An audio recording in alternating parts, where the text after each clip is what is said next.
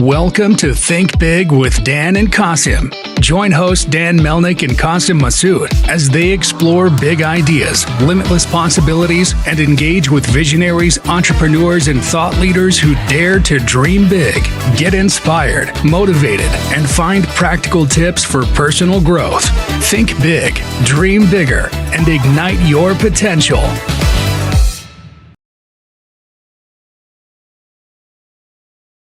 All right, welcome to Think Big with Dan Qasim, and our guest today is Eyal. So Eyal, if you want to go ahead and introduce yourself, tell us where you live and what you do for a living. Okay, pleasure meeting everybody, and it's great having you on your show, Dan. My name is Eyal Mishori, native Israeli born. You can see by the background flag waving.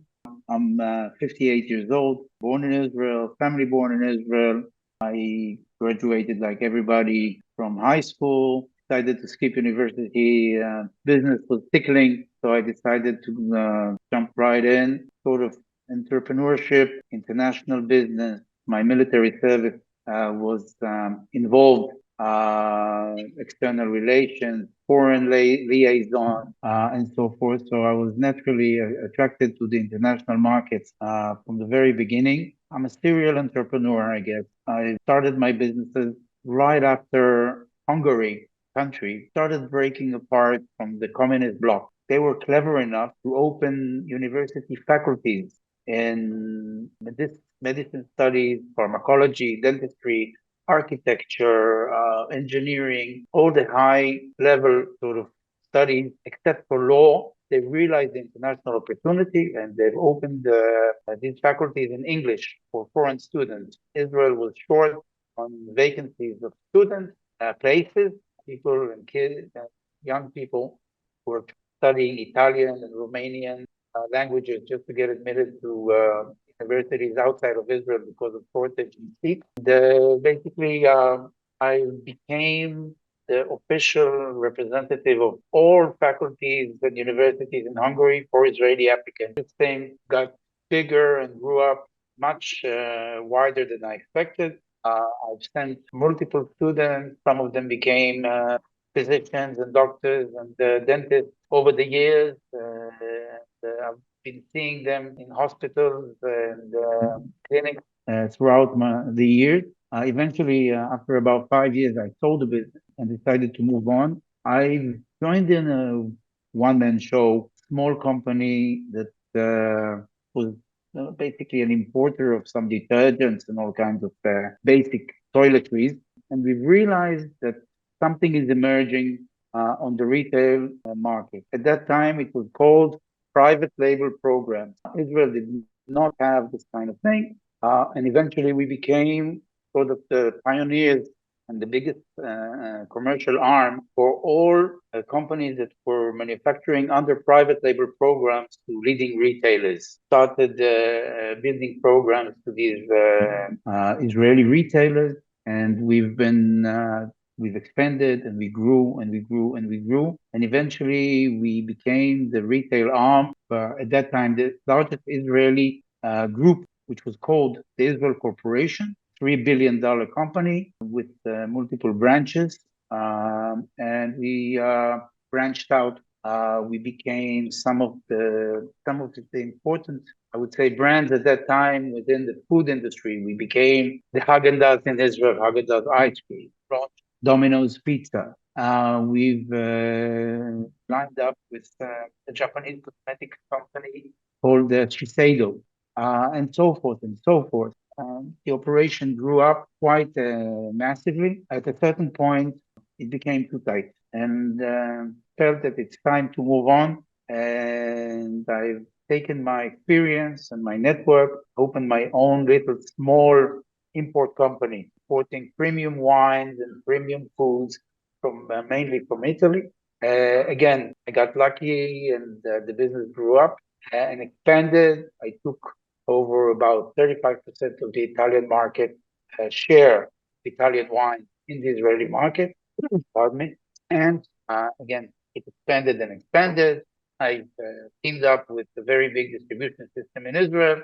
I was importing the product. They were distributing it. And sort of I got extra time on my hands My wife was running the ongoing and daily activities. I found myself with a very, very unique opportunity. We're talking right now, we're in about nearly 20 years ago, slightly after Saddam Hussein, Iraqi dictator, was captured, Gulf War, had an opportunity to go and visit the Kurdish autonomous, which was the entire northern part of Iraq, hosted by the regional prime minister and his cabinet.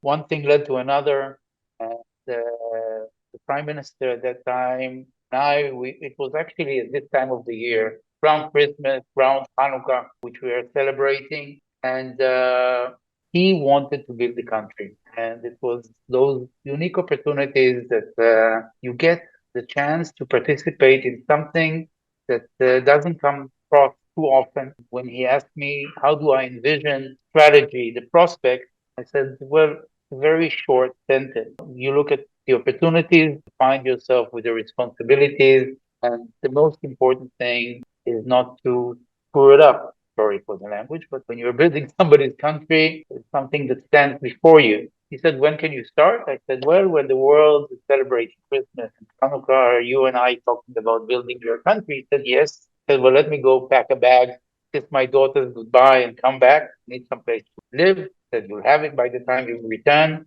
And again, things got into its own evolution of processes. We've built very, very wide telecommunication system that served the entire region, spanning over about 15,000 square miles.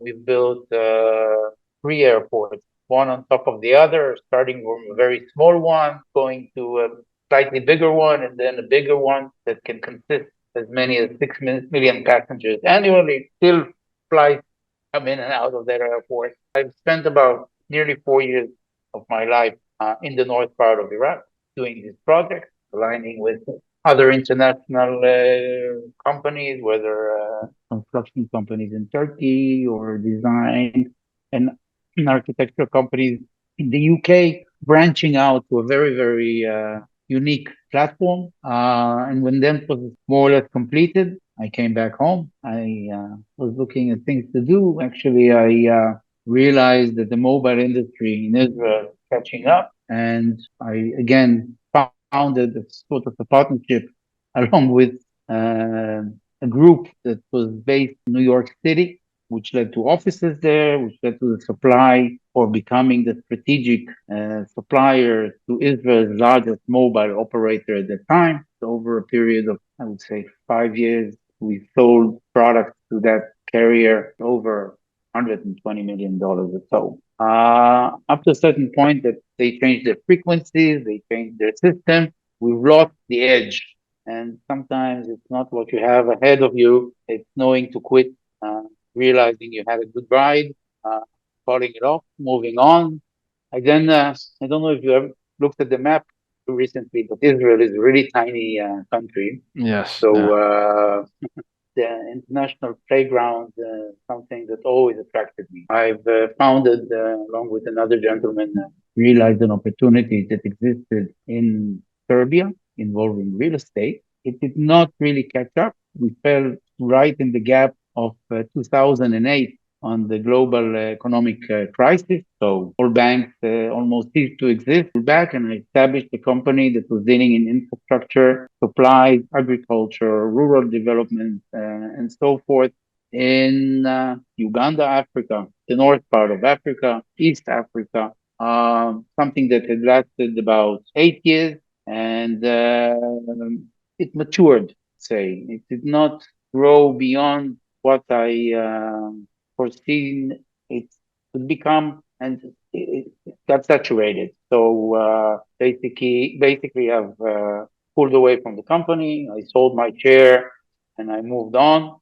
And it feels like a little bit. It's a bit of an imaginary story, but one thing always leads to another. When I came back, I realized that the world is moving very, very quietly and slowly into legalization within the medical cannabis industry. A lot of noise started floating up. Once I've realized that, tried to figure out the right direction, people eventually, after several years, asked me what I'm doing. I said, I'm a drug dealer. But it wasn't really the case. And we were dealing with all kinds of clinical trials and the development of medical and wellness products within the cannabis space. In Israel, 14, we became the global business development of the leading company at that time, which we've taken off potential market share of about 25% of the entire market in Israel, importing products and flowers, weed from Canada mainly, but also from Europe, Portugal, exporting some of our medicinal products to Europe. And in that process, I was involved in all kinds of side businesses and activities. So, the evolution of me within all that is something that either I got attracted to, or in a way it was pulling me into new ventures and new adventures at every given moment. When we are having this conversation, and eventually it's going to be, obviously it's going to be recorded, but right now we're in a state of war. Israel has been forced into a very, very unique, in the lack of another definition, scenario which started in October 7th. Right. I'm really in the process of seeing how I can take my experience and my connections and my international friends and domestic friends and bring it to some kind of fulfillment in assisting the country, not from a patronizing perspective, rather than supporting whatever is needed and doing whatever is fine. It's a very challenging period on the one hand, but on the other, there is always an opportunity, and ignorance tries to take over. We've had our share of good enemies alongside history, but we're not going anywhere. And I believe that once this thing, gets settled and peace or quiet becomes, the region becomes stable again, I think we will see the rise of new things coming, and a lot of good things will come out of it. But right now, still in the cannabis space, doing my own tensions. I've left that company. I was heading their global business development several months ago, actually by the beginning of June. And right now, I've got my own structure. So things are sort of re-evolving in that direction. And there are a lot of things that are going on, and the world is welcome to join in. I think that once you advance without fear and with ambition and with dreams that push you forward, the sky is really the limit. So in terms of, I guess, so just to be clear, like as of now, right, that you're working still in the medical cannabis space, correct? So what is your Yeah. vision for that? Like, are you looking to help export medical cannabis outside of Israel into other countries, or like, what is your vision for even like 2024? How are you going to expand in your business? When Israel started participating in the cannabis space, medical cannabis space, it had a lot of foundations of science and research and development, but regulatory wise, it was not well tuned with the rest of the world, mainly Europe. Canada is a one-sided sort of a one-way street, which you can export out of, but you cannot import or export into Canada. Right. Same goes for the USA. But the European market is evolving. Australia, New Zealand, some of the Asian companies. Israel also is in the adaptation and adjustment of regulations, which were sort of a barrier, but are now becoming more wider and open. So I think that we will see in 2024 the industry more stabilizing from a regulatory perspective. Keep in mind that this is still within the Narcotics Act, so you have to meet a lot of international standards and requirements.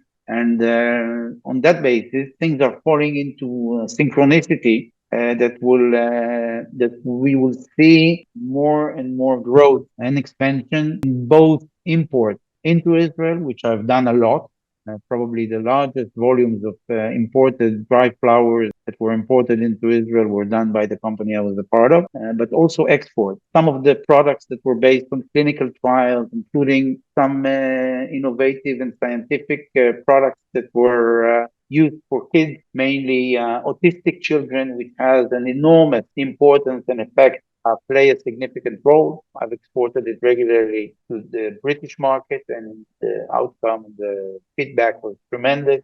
To other countries as well, which I believe we will see growth and expansion, both of innovative healthcare wellness products as well as dual activity between the countries that would be more and more active. Makes sense. What would you say is like the one biggest piece of advice that you wish you knew before you started in your career? First of all, I don't look back on anything with regret, but young after the army person with fire burning, the desire to do things, and the fact that I've skipped university. I think that looking back, it wouldn't have hurt if I did go to university just to get into more of grasping some technicalities on how things should be done rather than doing all the tutorial by myself.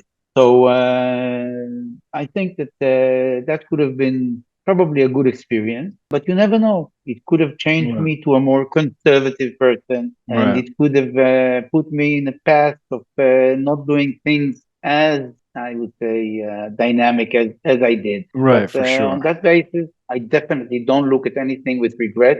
And I feel that the most important thing that I've learned is not to be afraid of trying. And, without few good failures, you cannot even appreciate the success. 100%. That's so true. So, somebody watching this wanted to reach out to you. Do you mind sharing your website or social media? Just best way to get in contact with you. Well, actually, my website is actually in process of rebuilding, but I'm available on every other media. Eyal Mishori on LinkedIn, very, very active there. I consider LinkedIn a very good, effective tool on the business platforms. Facebook, so the world is very accessible and tiny. So LinkedIn and Facebook will put you right in touch with me. Sounds great. Well, Eyal, thank you so much for your time today. We're rooting for you. We're praying for everything to be peaceful soon. And yeah, thanks again. I appreciate it. And thank you very much for hosting me, Dan. I appreciate it very much. Of course.